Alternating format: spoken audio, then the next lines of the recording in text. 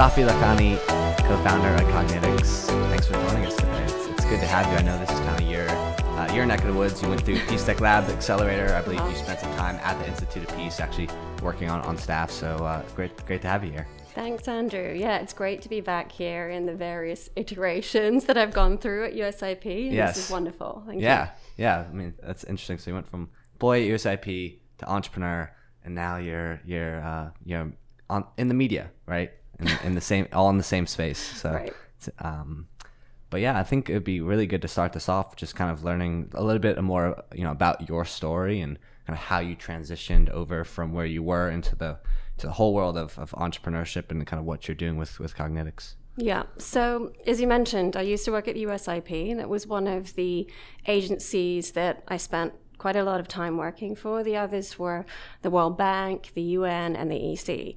And my past life with these institutions was focused on international development, and very much so on the governance angle of that, because particularly when you're talking about conflict and fragile affected states, or what we know as frontier markets or emerging markets or high-risk markets, governance is one of the biggest issues that presents a challenge towards progress in these countries, creation of jobs, distribution of wealth, etc.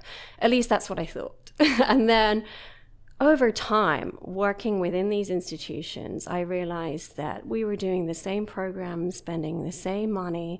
And I mean, if you look at the list of countries on the CPI and the fragility index right now, they're pretty much the same countries that have sort of fallen off and gone back on. So obviously something that we were doing was not quite right. And then towards the end of my time working in international development, I started to work much more on using the private sector as an engine of growth in order to address some of the challenges in these contexts. I worked for the governor of Aceh, who wanted to... Aceh's in Nigeria? Aceh's in Indonesia. Okay. Yeah. And there I was working for the UN. One of these interventions that he wanted to make after he became governor was to get investment into the province, which was newly autonomous, or at least semi-autonomous, and to spend that investment on creating jobs through renewable energies. Aceh had fought this conflict with Indonesia on the basis of this inequitable share of the natural resources that were there. And he really wanted to turn the focus away, place the emphasis on renewables, and ensure that economy would drive growth at the grassroots level. So that's where this interest in the private sector really started to take off.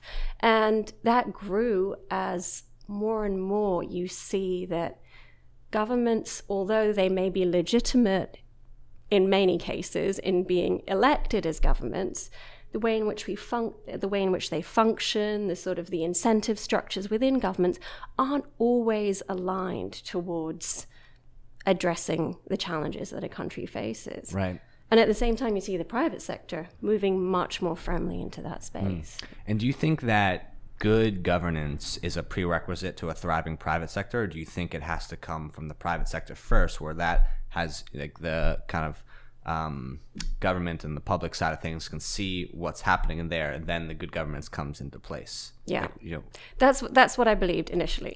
Okay. Hence the reason that I focus very much on governance. We see that that's not always the case. I mean, that research was based very much on the European model, that you needed to have these effective institutions for governance before investment was there, before there was security in contracts and so on. That's not the case in the developing world. And what you've seen is the growth of either isolated economies, or you've got these emerging economies that are both impacted by weak governance but also driving forward more effective governance frameworks, right. Institutions. Yeah. I mean, it seems like I think one, education on the actual risks of these markets, because a lot of these frontier markets present a lot of very high risk factors that, right. Like an equivalent deal in the West, right? You want to come across, and then there's also the issue of repatriation of profits, and so there's all sorts of issues along with that. But now that we're in a world where software and data is becoming more and more accessible, and maybe the ability to use new technologies like machine learning and big data to actually predict these risks and lower some of the geopolitical or some of the on the ground risks, right, to invest. And is that kind of your primary focus with what you're doing, or? Yeah, very much so. I mean, what we saw as the challenges was, one, getting the private sector to stay invested in high risk markets and to be investing in managing those risks. For us, risks and sustainability are two sides of the same coin. So one of our client base is of course, corporations that work and invest in high risk markets. The other, of course, are the governments and the international donors that support the types of frameworks that can help make sure that investments are sustainable. And so, when you say sustainable investment, can you give us a broader term of what you mean when you say that? So sustainable investment is investments that recognize the need for having a broader impact beyond, return on investment or growth within a company. They recognize that there is a longer term concern than, your quarterly balance sheets, and that you are an actor. Companies are actors and important actors at both the local level in the places in which they operate and also at the national level, as we, just talked about, and driving forward good frameworks for encouraging investment and redistribution of wealth, growth of jobs.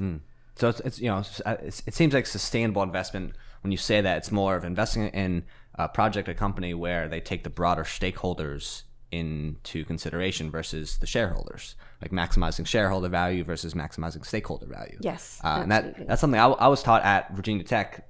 I had a management ethics course, and they taught kind of how companies are starting to move towards a broader stakeholder model, which at the time, this was kind of, in the years after 2008, it's like, is that really happening, or, so. Yeah. I remember back in the 1980s, with the first bank account that I opened, and, they send you all this bump about additional products and services. I remember receiving something about their investments. And one of them was the very start of that negative list approach. So we do not invest in companies that, tobacco companies or companies in defense, or that was back in the 1980s. Now we've got to a point where companies are really thinking about the values that they purport in their products, services, and the way in which they're governed.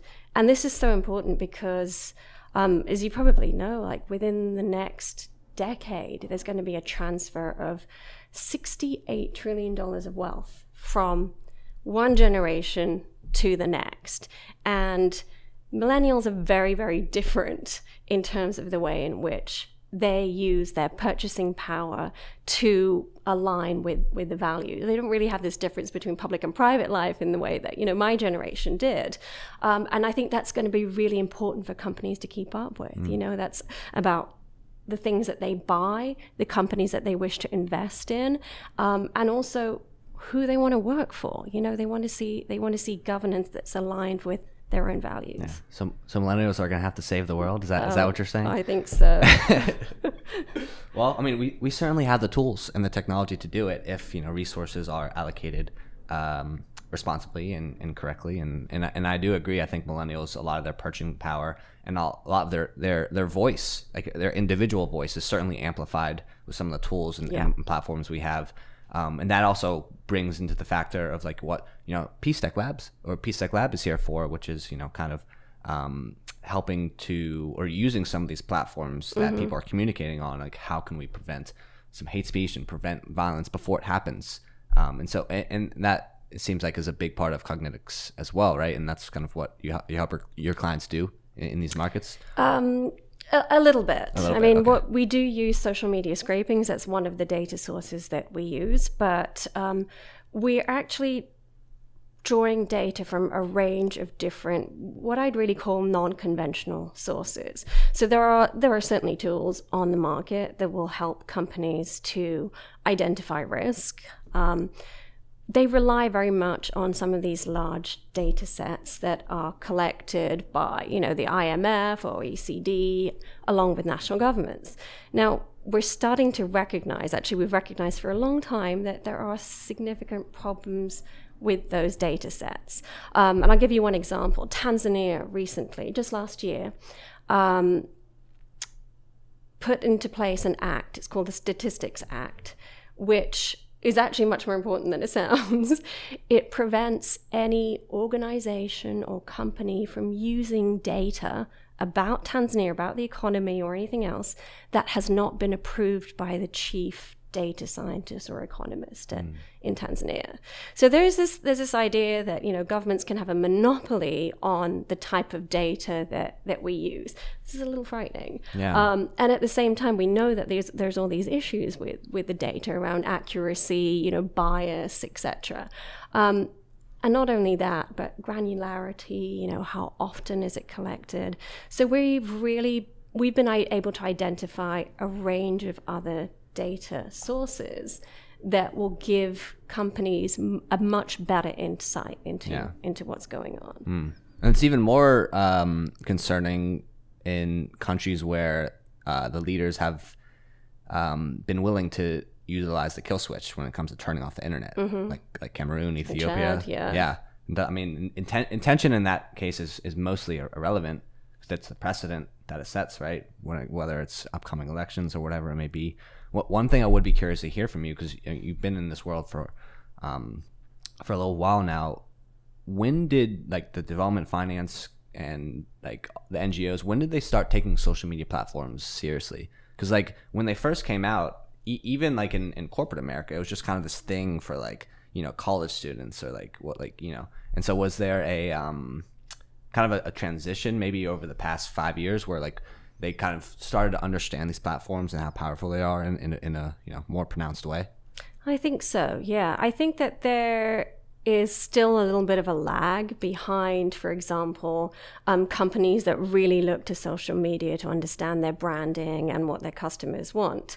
But I think, if I have to pinpoint a moment, and I'm not saying that I'm particularly knowledgeable about this, but I would say the Ushahidi platform and what it did in Kenya, that's not one of the big social media platforms, but it is effectively the same thing. It's crowdsourced information.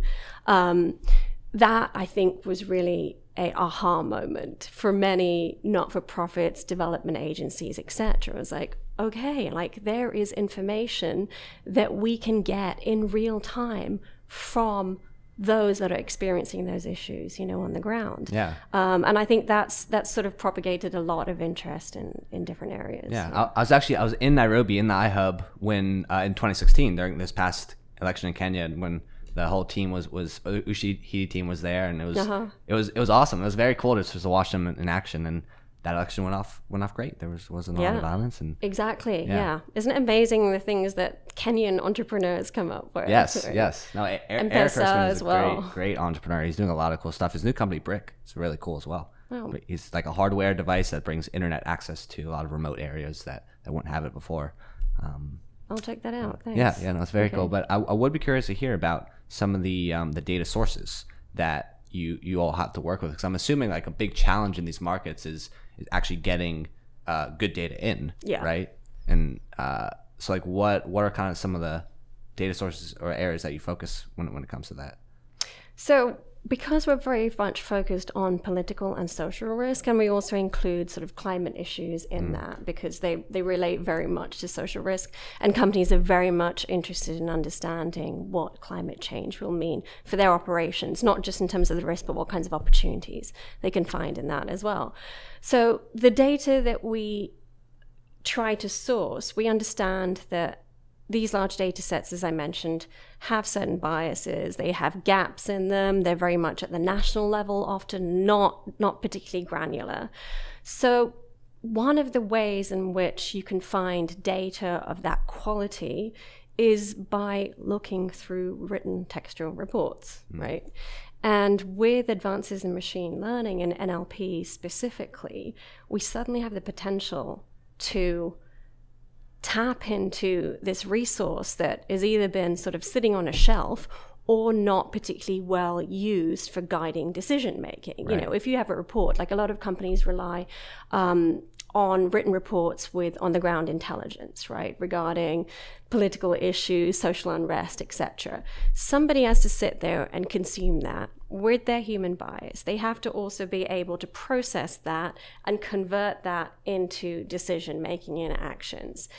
That takes an awfully long time, and it's a particularly inefficient process. If we're able to extract all that information, aggregate it, normalize it, and create pathways so that that can be used effectively for decision making, we've gone a very long way to actually accurately identifying social risk. Yeah. So that, I mean, that could be a huge impact for prpublic and private sector. Yes, very much so. Yeah. Which, you know, both feed into each other from a governance perspective. Yeah.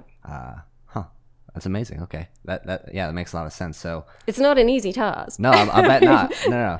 Well, so like I'm sure a lot of these reports, like, are they literally just like sitting in some back room, just like you have to go fish them out, scan them, and process them? Is that, or are a lot of them actually online? And a lot of them are online. I mean, you'd be surprised what you can find nowadays online. The major problem is sort of consistency. Or regularity in how often they're producing, consistency in terms of the format. So are the same terms being used? You have kind of evolution of terms over time. You have different data points being different data variables being collected at different points. It's being written up in different ways. So that makes the task much more complicated. But as you mentioned, this also has implications for the public sector. And one of the things that we're doing is providing that feedback to governments, to development agencies, and saying, hey, you want to make the best of this laborious process that you go through in collecting this data, and then it ends up being locked in really inefficient ways in the text. Here's how you can make that more valuable, make it more useful. And do you find that a lot of these agencies and companies that work with you they're all concerned about like very similar problems that your data actually turns up? Like there's like these are actually the problems over here, right? Like or do you feel like it's very diverse? It's just like each market is very, very different, and each organization in those markets have different concerns, or is it consistent across those markets? I think there's a lot of consistency, and I think there's consistency, believe it or not, between what corporations, companies want in high-risk markets and what development actors want in these very same places. And one of those is the ability to manage social risk. Whether you call it social risk or whether you name it something else in the development space, it is the same issue across the board. The other one is, of course, how do we manage that once we've gone through identifying it? How do we manage that? What works and what doesn't work? Over what time frames? What are the best entry points? What are the opportunity costs of one method over another?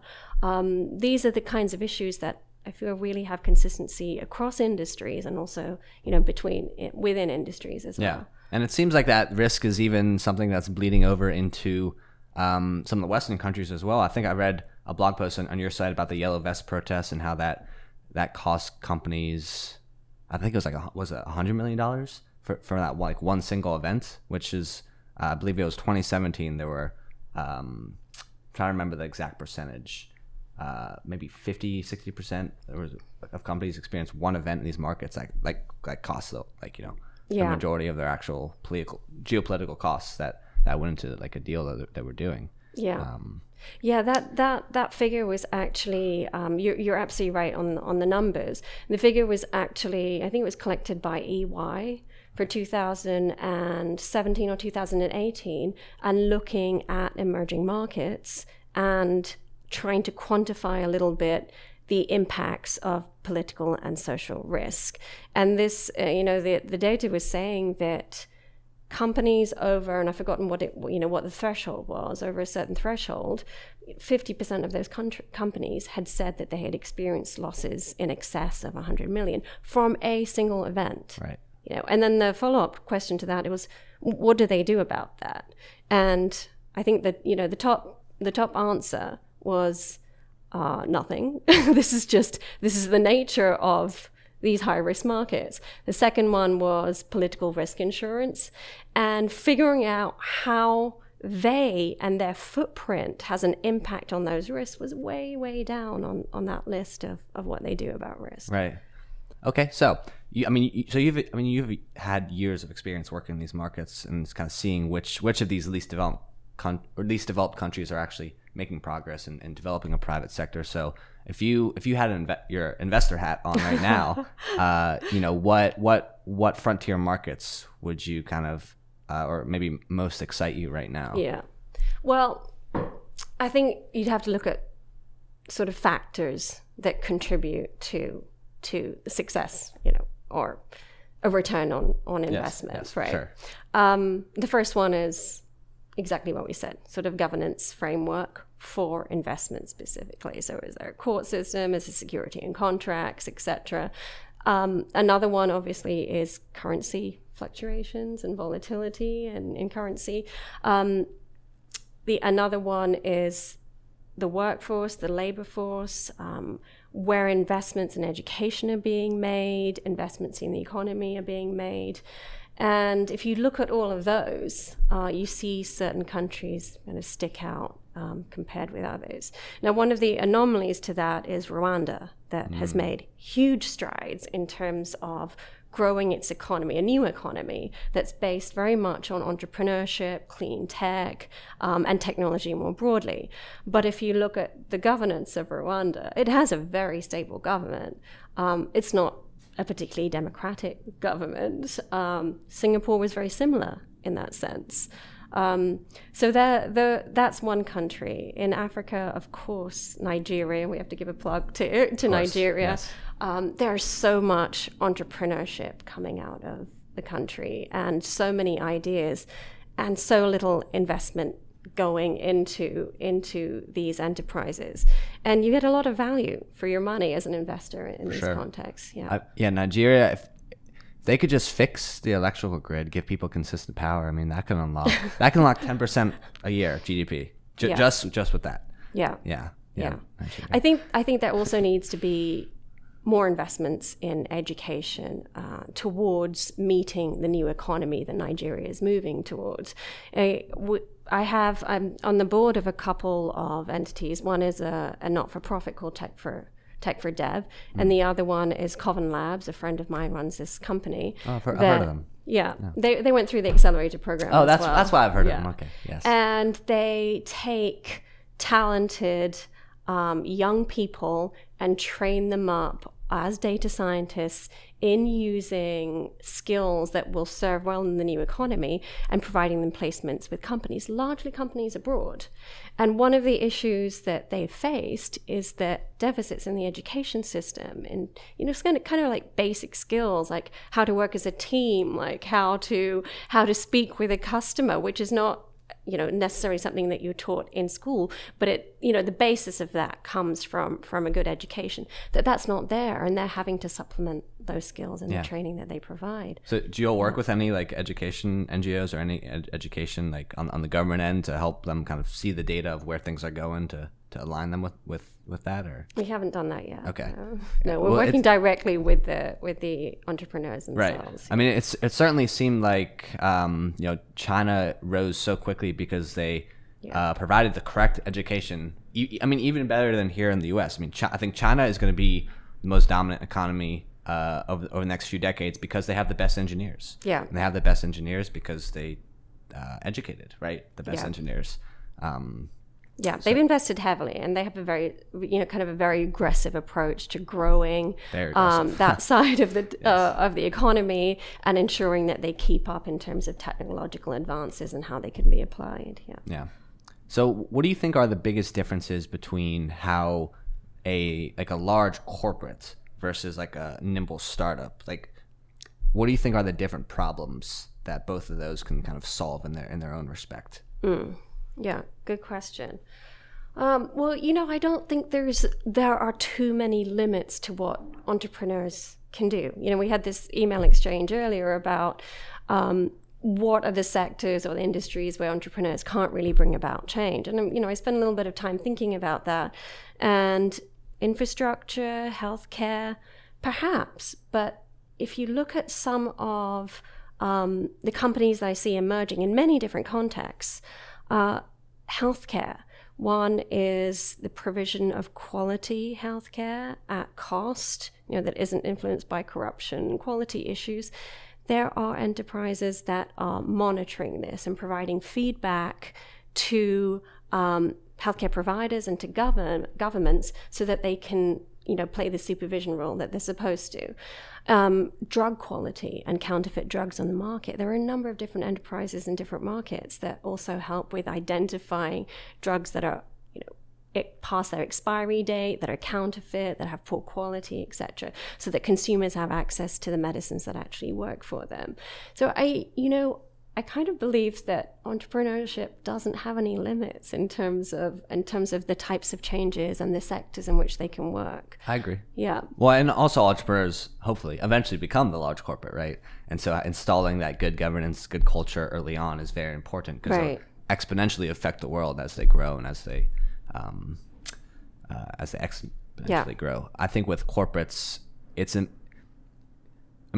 most corporations govern these huge supply chains, right? So I think a lot of the climate issues come down to mainly supply chain, sustainable supply chain issues that can be implemented, and kind of a lot of the markets that you operate in are kind of ground zero for a lot of these supply chains.